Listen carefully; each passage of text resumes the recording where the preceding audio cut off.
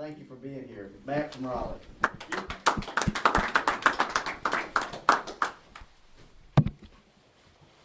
Yeah, I don't ever get used to this stuff. Just ignore it.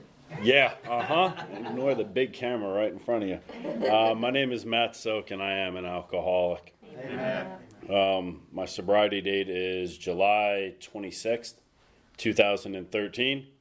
I have a home group. It is the New Inner City group. Normally we meet in Raleigh, North Carolina. But because of all this lovely pandemic stuff we're in, we are temporarily meeting at the Triangle Alano Club in Cary. I do have a sponsor, and I sponsor through the big book of Alcoholics Anonymous. So I'm supposed to tell you what it was like, what happened, and what it's like today. If you can tell by my accent, no, I did not grow up in North Carolina.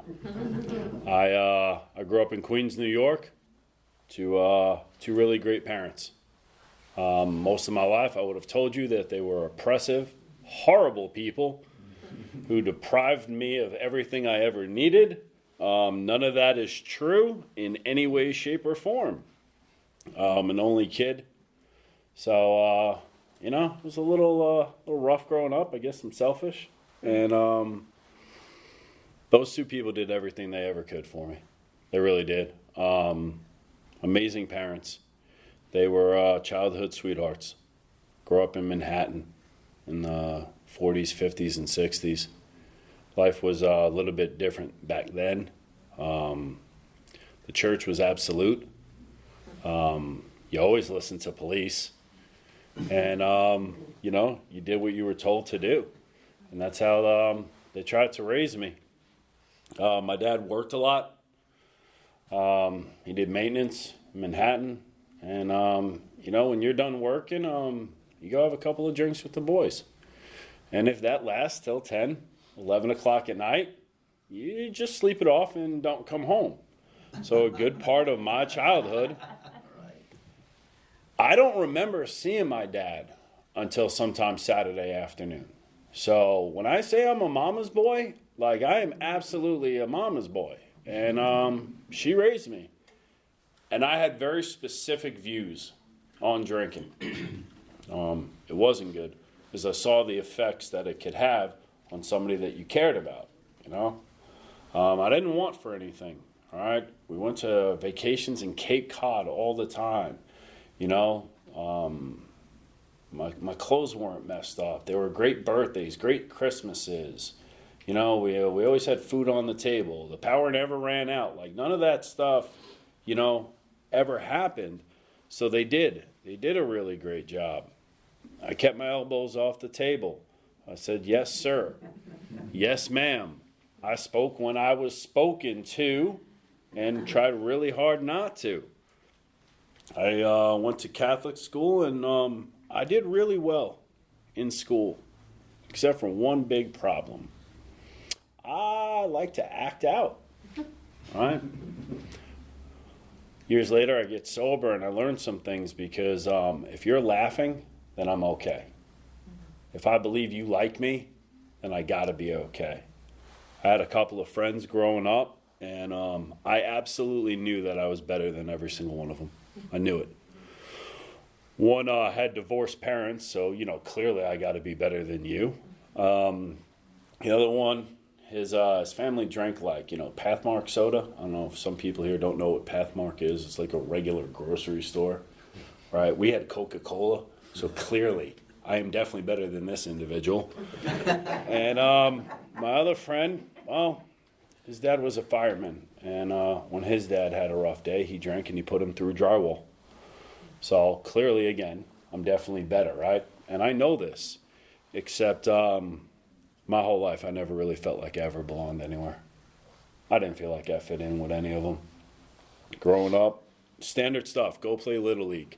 I can tell you right now, I am probably officially the absolute worst Little League player in the history of this country. My great parents made a decision and said, well, you're horrible at America's pastime, so we're going to have you play soccer as well. And if this fear isn't enough for you, you're also going to go play basketball. Horrible athlete. No eye-hand coordination, not gifted at all. So that whole concept of not being good enough, here we go. I do really well in school, pay attention, trouble here and there like any decent kid. But, just, God, looking back at it, like a really good, solid life. At around 13 or 14 years old, I went to a family function for my dad's family. And my dad's family decided to play a really interesting, game. And it was, how many drinks can we give Matt? And the answer to that is a lot. Growing up, my folks would have, parties in their basement. Lots of adults, smoke, drink with kids around as we serve drinks. And I'm the bartender somehow. The 70s and 80s was very, very different than now. And I didn't understand why they all did it. I never really understood why my dad didn't just come home right after work. When I had those drinks, I understood it. No, I don't want to come home to my wife.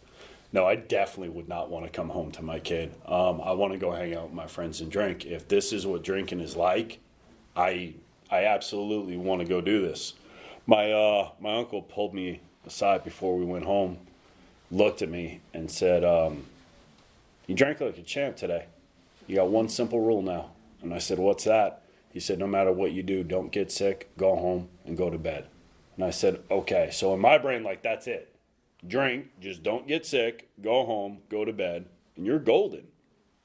I did not have to go out drinking all the time. But real soon something happened. No, I don't want to go hang out at the mall. I don't want to go run track anymore. I don't want to do any of that stuff. I just want to hang out with my friends, smoke cigarettes on the corner, and drink when we could. That's what I wanted to do. At about between 13 and 15, a friend of mine's mom would go out to the Hamptons. And she would leave him a bunch of money, which I don't really understand to this day why 13, 14-year-old kids needed that sum of money to get by for 3 days. But in his neighborhood, if you could kind of maybe even just see slightly over the counter, you were clearly 21 years of age. They called them bodegas. And that's what we did. All the cops in that neighborhood went to my high school. A lot of the bartenders in that neighborhood and the one right next to it, they all went to my high school. I mean, my high school we had our own pipes and drums band. I don't know a lot of high schools that have that. March in the St. Patrick's Day parade. So this is what we did. I'll never forget, I was in one of these bars one day. Somebody called my name, and I said, oh, man, they know me. My mom's going to kill me. This is not good. And the guy walked up and asked me, are you Kevin, Tommy, or Bobby's kid? That's my dad and his two brothers. And I said, I'm Kevin's kid. And he said, oh, good. I'm your cousin. This can't be. There's no way this is going to be good, right? Calls two guys over. He said, this is the owner of the bar, and this is the head bartender. He said, this is my cousin. If for any reason he ever can't pay his tab, just go ahead and put it on mine. Bought me a beer or something, put his arm around me, and said, don't worry, kid, family takes care of family. I'm 14 years old, and I have an open bar tab. Probably not the best thing you want to do. Around the corner from this establishment is another one with some dark windows, and if you walk inside, there's a bunch of neon lights. There's some poles, and women do aerobatic maneuvers, spinning down from the ceiling. Now you got to understand, my goal in life, I wanted to be in Guns N' Roses. I wanted to be in Motley Crue. That to me was no, I don't want to go to college. I want to go do these things. In my mind, I'm living this dream. I'm living the rock star dream. I was about 14, 15 years old. I looked 12. Told everyone I was 22 and a law student at St. John's University. And look, between that open bar tab and those 20-something-year-old women that worked at that club, it was over. It was over. I knew what I wanted to do. And that's what I did. And I still got good grades. I managed to get myself a academic scholarship, which is going to really be funny in a couple minutes. So what I did was I went off to college at 18, no real offenses, little open container, go to court. The judge tells you go away, get pulled over for drinking and driving here and there, and the cop literally just takes you home. Like, no arrest, no court, no nothing, just, is this your kid? Yeah, hi, Ma. And regular, just normal kid stuff, I guess. But when I got away, Mom's not there anymore. Dad's not there anymore. Nobody knows me, and I'm left to my own devices. Well, when you leave me up to my own devices, there's one thing I want to do, and I want to drink. And that's what I love to do. And I hit the ground running. I went ahead and made the brightest decision I could and said, absolutely, I would love to join a fraternity. This seems like a really good idea. And about maybe a month into that, my whole fraternity sat me down and said, Matt, we think you need to go to an AA meeting. Yeah, not good. What this looks like is pretty simple. I drink way too much before we get to wherever we're going. While we're out, I do a couple of very specific things. I usually make a complete ass out of myself. I'm thoroughly convinced that this is going to be the greatest night that any human being has ever had. I either become angry and violent, angry and emotional, or really, really happy, or all of those in an ever-revolving circle throughout the night until someone is pulling me out of their car before I get sick in it. The first time you kind of wake up and realize you've peed your bed, it's pretty funny, and everyone kind of laughs. By the fifth and sixth time you did it, you're really the only one laughing at that point. And they did. They took me to AA at 18. And I sat in a basement, and I listened to a bunch of people talk, and absolutely knew that those old men knew absolutely nothing about who I was and what was going on in my life. My drinking was out of control. Nobody wanted to be around me. And I couldn't understand how everybody drank and never got into trouble. And then I discovered it. Okay, leave it as simple as it's a white little powdery substance. At that point, I figured out how everyone drank because I can do this. And now I'm not drunk anymore, right? I would do that and a whole bunch of other stuff because, well, the simple fact is I can't just be me. I can't do it. And if I can't drink, I got to do something. So I don't, at this point, really care what it is. Give me 2, give me 3. What are you taking? 3, give me 5 or 6. I just don't care anymore. And remember, scholarship student, right? First semester, 0.75, grade point average. Second semester, 0.5. I didn't understand you were supposed to try to go up. Academic probation, my folks had to come and pick me up. After my first year, my mother cried the whole drive from Maryland back to New York at the sight of me. And I was convinced it was, drugs were really my problem. So my friends detoxed me back in Queens. What detox means is they brought me 40s of Old English 800 and packs of Marlboro. And that's how I detoxed. Saved some money, got a job, worked hard, right? Everything start feeling better. Mom, Dad, I got this. Trust me, I'm going to do good. Your son's going to make you proud. Go back to college.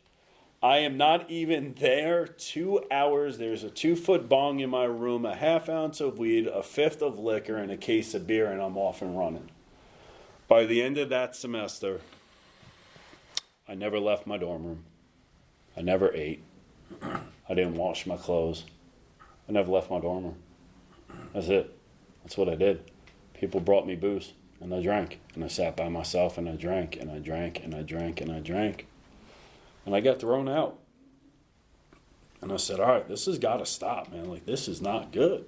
I called my folks, and I said, Mom, you might want to come pick me up now. Why? I said, I'm pretty sure I might not be alive in 2 weeks. Like, you might want to come get me now. Just make it through your finals. Okay, that's going to be hard to do. I already sold all my textbooks back. So this is a wrap. And I came back and, I'm going to straighten out my life. And I went to community college. 3.2, 3.3, 3.1, because we're not idiots. And then I lost interest in it. And I met a whole new crowd of people. They weren't really a new crowd. Different names, different faces. The same type of person that I find over and over again. It's the person that's willing to go all out every night and then is horrified by how far I take it. Over the next several years, this is what my life looks like. My greatest hits. Arrested multiple times. Every time I got off, no charges, thought I was a god. I wasn't a god. My mom knew the DA of freaking Brooklyn. That's how I got out.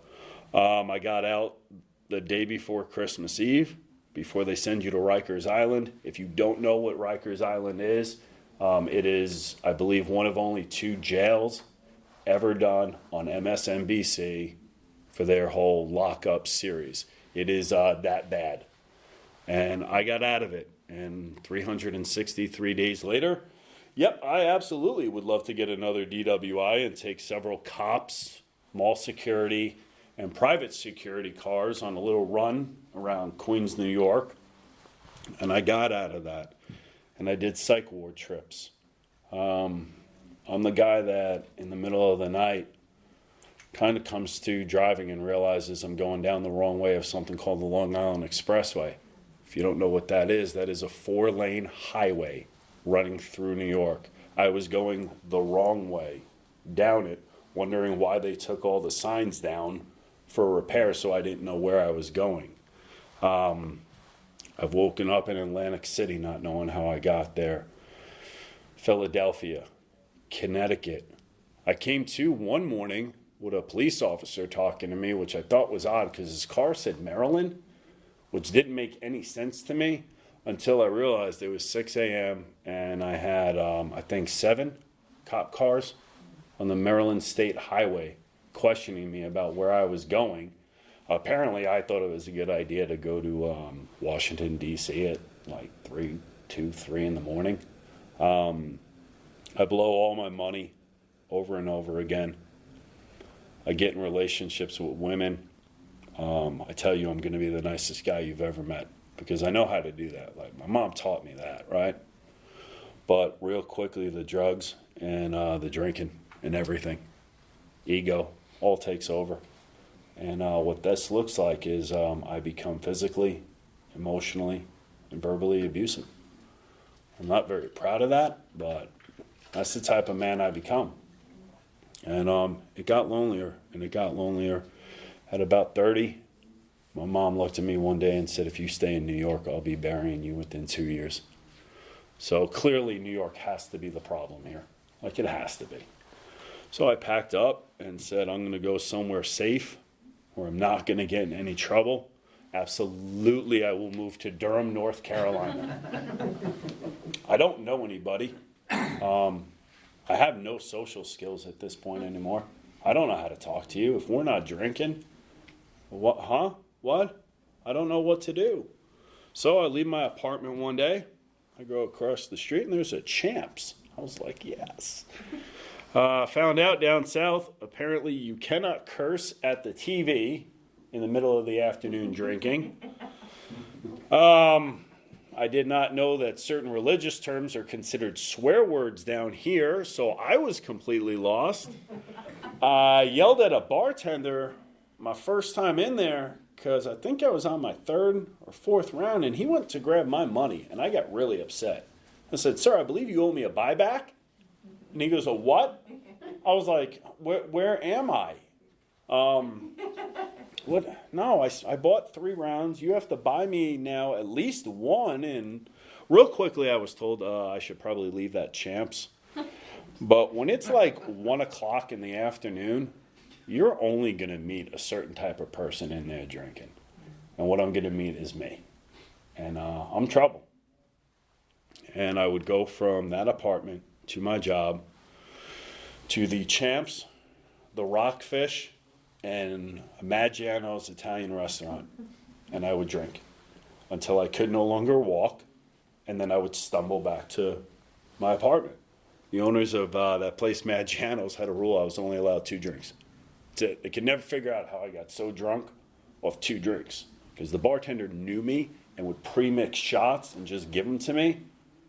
Another bartender would give me 4 or 5 pints of liquor and shots for $20. So when you're getting that, you can get pretty tore up. I've been thrown out of that Champs 3 times in one day, which is kind of an amazing feat, actually, when you think about it. And I sat in that apartment. My favorite food was a ketchup on Ritz. Because I'm not buying food. I'm going to buy beer. I'm going to buy liquor. That's what I want. I lost my job. My power got turned off a bunch of times. My phone. I had basically 3 friends. One rented out my bedroom while I slept on my couch. And by renting it, what I really mean is every day that she slept there, she put a case of beer in the fridge for me. And my other friend lived 2 buildings over, and every day, every other day, he would take me to the liquor store and he would buy me a 5th of bourbon so he could come hang out and drink at my apartment. My third best friend was my cat. To this day, I'm unbelievably grateful to that cat. There were a lot of nights sitting in that apartment, holding a knife in my hand, crying, wanting to die. And the only reason I didn't do it, if I kill myself, my mom's going to put this cat down. I can't do that to the cat. Looking back at it, what that cat gave me was absolutely unconditional love. No matter what I did. No matter how I felt. What a piece of garbage I felt like. Meow. Cat would literally come over. We'd just hang out. That was my little buddy. That cat absolutely kept me alive. And things kept getting worse and worse, and outpatient this and outpatient that, and lies and doctors and medications, and here's your certificate for being an outstanding participant. Thank you so much. You're welcome. Sobriety is great. No, I'm drunk the whole time. In and out of AA. Put beer outside. Walk in, because none of you are going to know I've been drinking, right? I can keep my stuff together. I can get up for a chip by asking you, wait, aren't you getting a chip sometime soon? What are you getting? 90 day? Clearly I got to have 60 then, I think, so I'll just get up for that. I never got a sponsor. I never went through the big book, but I knew what that was all about. And things kept getting worse. Financial hole after financial hole, fire, losing jobs. If you're in this room, you know what that loneliness feels like. You know what it is to go lay down and literally beg God to have you not wake up. There's failed suicide attempts. That's what I did. And eventually I found my solution. I was 32 years old, and I figured the way out. She was 18. And I was going to impart on her all my vast knowledge about life. Again, no food in the house, no clean stuff anywhere. The cat uses almost half the apartment as a litter box because I can't clean a litter box. I'm busy drinking. I have no money. My parents are paying my cell phone bill. They're basically paying my rent. I'm a smart guy, though. Trust me. So I'm going to teach you some stuff. And I did. I thought that girl, that was going to be it. Like, it was going to be love, right? So I'm going to get my stuff together. I'm going to move to Wake Forest and go stay with my folks and get my stuff together. Because at 32 years old, that's what you want to do. You want to move into your parents' house. That's reasonable. For the next 2 years, I held those 2 people hostage in their own house. And I put that girl through unbelievable hell. In, I believe it's 2012, 2013, I woke up one morning. It was the night after Alabama absolutely destroyed the Fighting Irish of Notre Dame in the national title football game. I woke up to a text message. You were the biggest piece of garbage I've ever met. I regret the day I ever met you. You have absolutely ruined my life. Well, what the hell do I do now? Like, this was it. This was my shot. This is what life was going to be.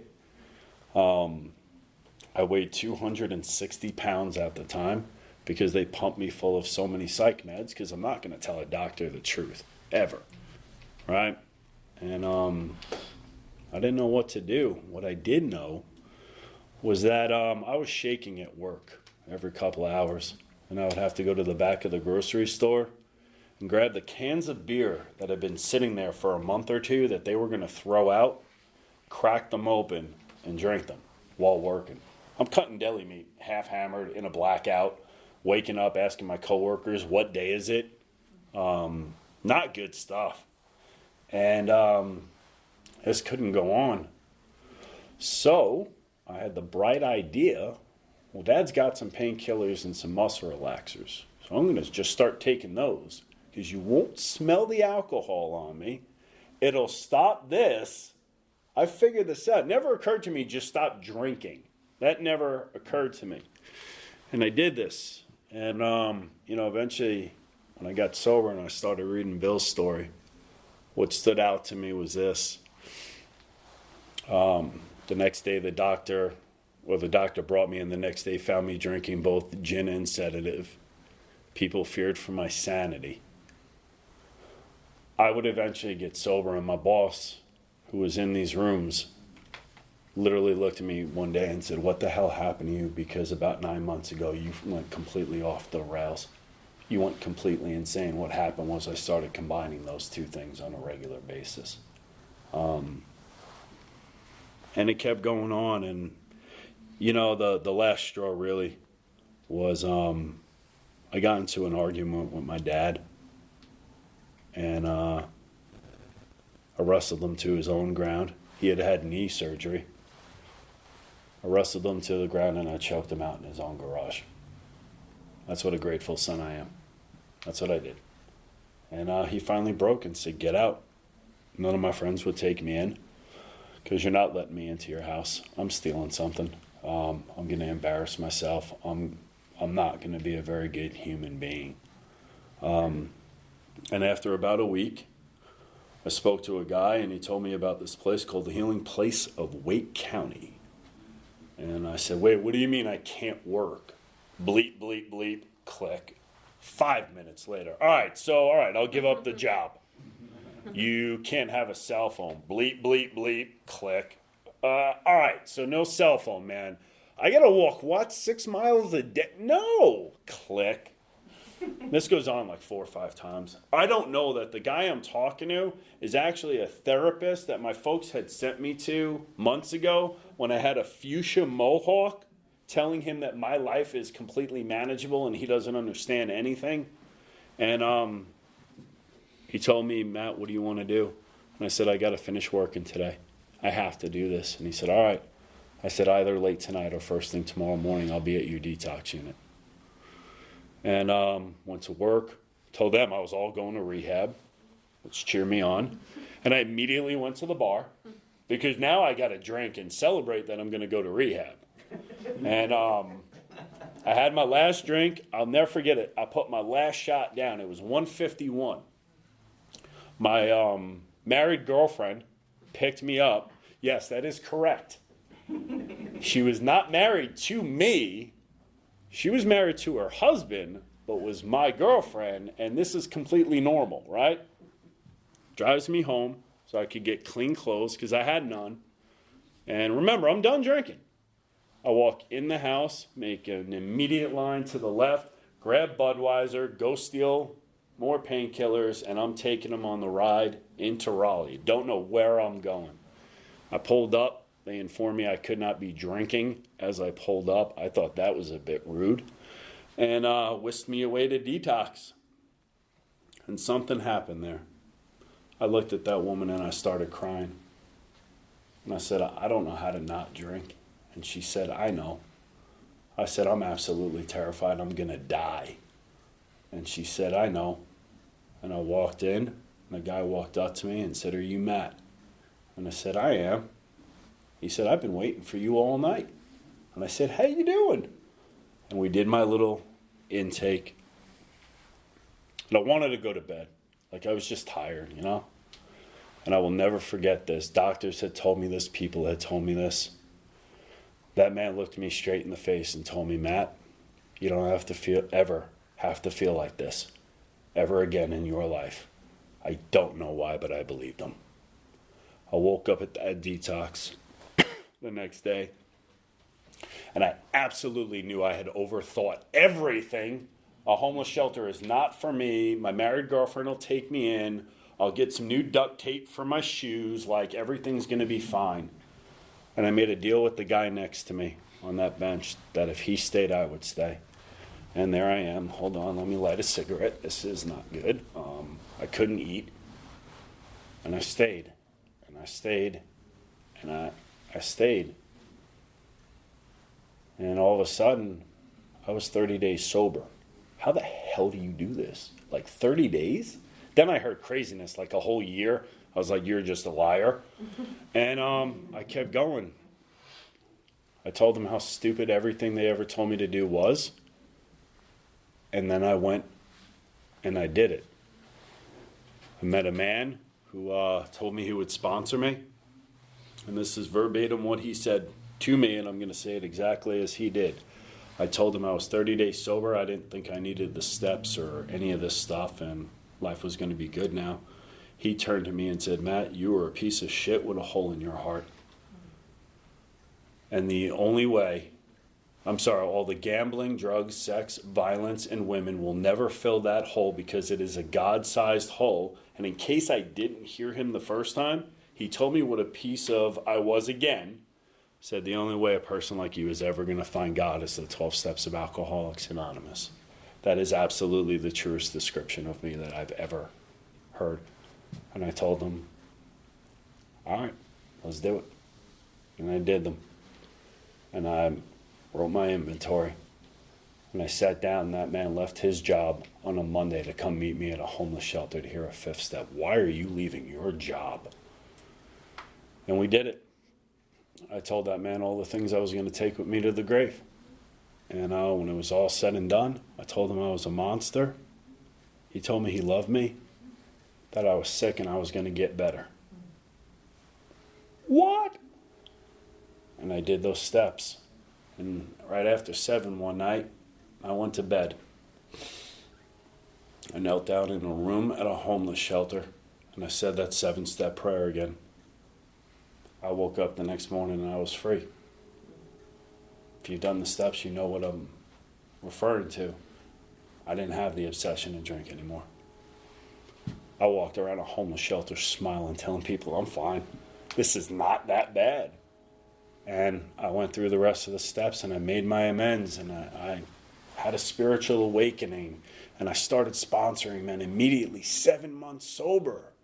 There's a third part to that step that no, we're not doing that. I'm good enough. And what I focused on was getting sober. And I left that facility and I got a job that somebody somehow just gave me. And I ended up with a room in a house that just fell into my lap. And I got a girlfriend, because absolutely you should do that at 7, 8 months sober. That's a great idea, because, neither one of us know what we're doing. And I did that. And I couldn't understand why my life was going wrong. Well, apparently if you're in a relationship, sticking both fingers up in the air and going, at your significant other is apparently not a good communication technique. I did not know this.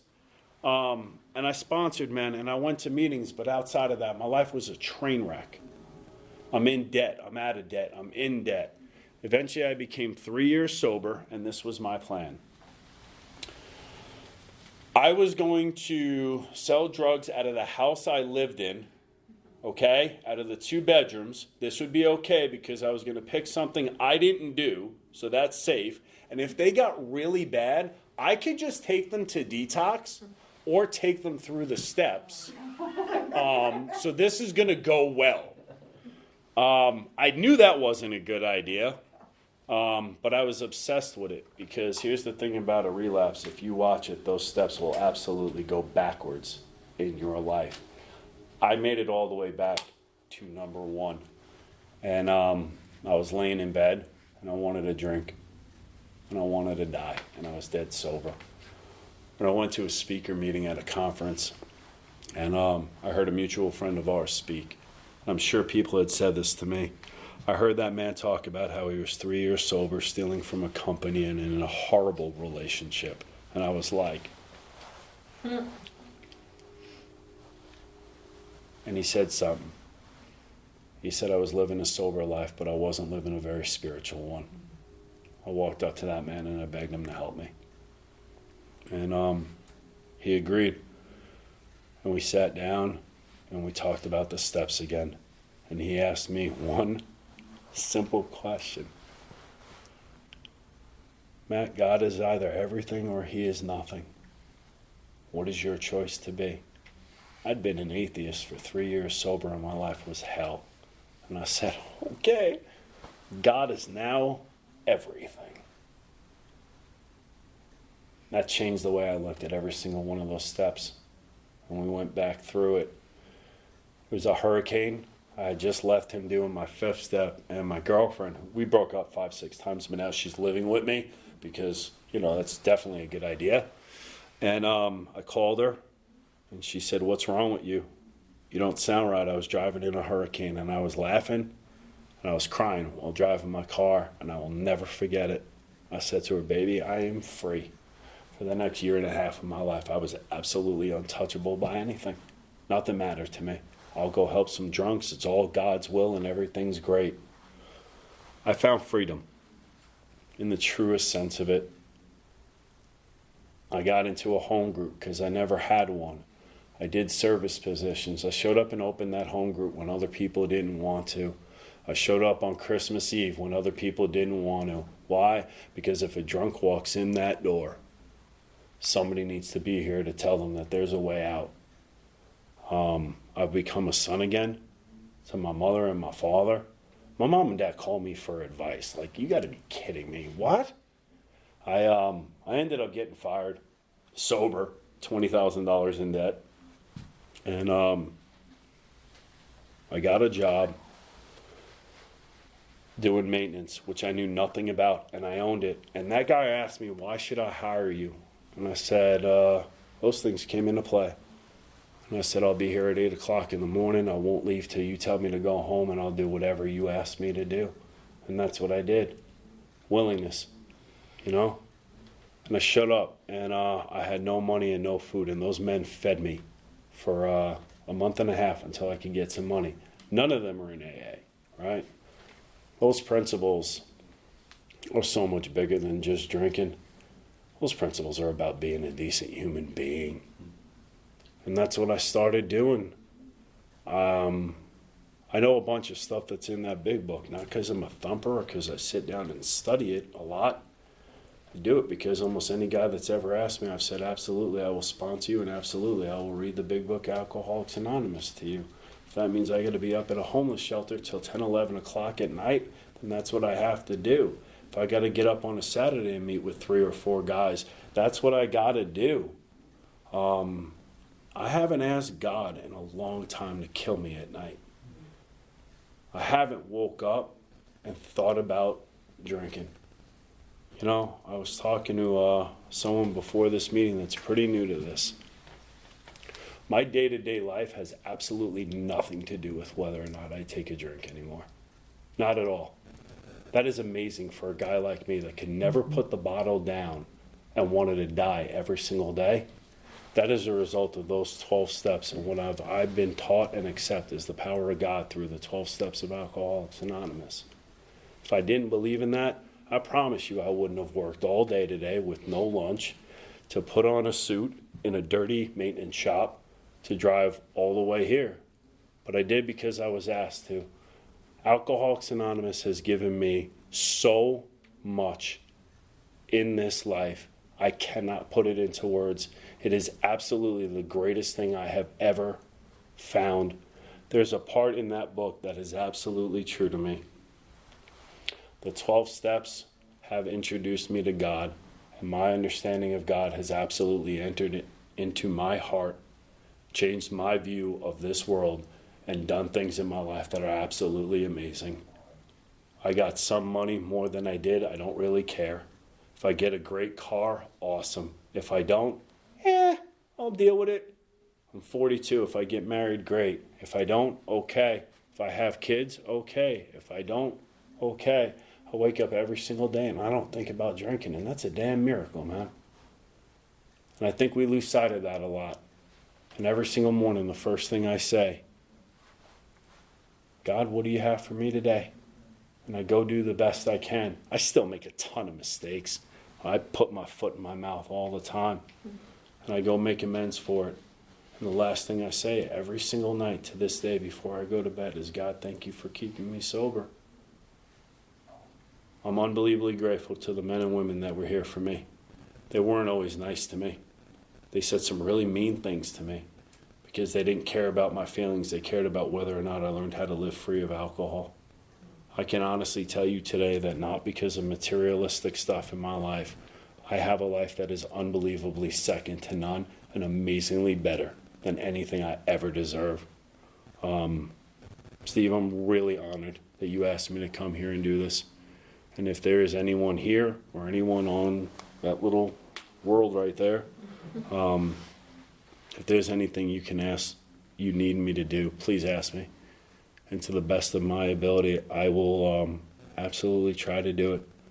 Alcoholics Anonymous has absolutely saved my life and made me a better human being. And if you're new, I absolutely beg you to please keep doing this.